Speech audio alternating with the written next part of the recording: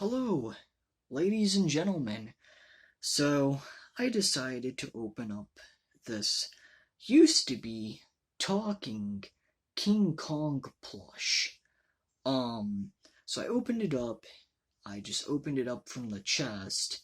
The back of them has no sewing seam. So I really just, all I did was I took some of the original stitching that was from the chest part here, and all I legitimately did was unthread it. It was like super easy. Some of the threads were like super loose as well, apparently. So that was super easy to rip apart and all unsew at first.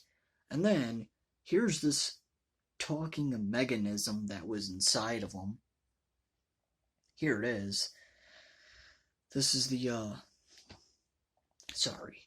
This is the mechanism that was inside of them. Don't know what happened. It seems you used to be able to press this in, or I'm sorry, this, thing in, and it would talk. But the mechanism over time looks like it died. So, I do see, I think, a little battery inside, like a very tiny battery. I think I actually have one of those really tiny batteries, actually. But if I ever get a screwdriver that can unscrew this, because that is a very small screw, I'll actually open it up and put a new battery in there and see what happens. Because it looks like there's like a little itsy bitsy coin battery. I don't know why I said corn. Coin battery inside of there. So, but besides that though, for now, just in case no stuffing, nothing else comes out, I did resew him all back together, knotted him up and everything to make sure that the thread and stuff doesn't come apart. Um, but it's noticeable. It's very noticeable because it's white thread. If I used a brown or even a black thread, it would not be noticeable at all. I mean, in the camera, it's not. Oh, wait, actually, it is. In the camera, you can see it's pretty noticeable. But if I used, like I said, a black or a brown thread, um, this would not be noticeable at all. And no, I'm not a perfect sewer by any means. I just closed the gap and like I said, I just closed the gap and knotted it up a couple of times so that it can stay shut and so none of its stuffing is coming out. Another thing as well that I realized, he had three different materials like inside of his body. He had this pink material that's like sewn onto the actual body itself from the inside.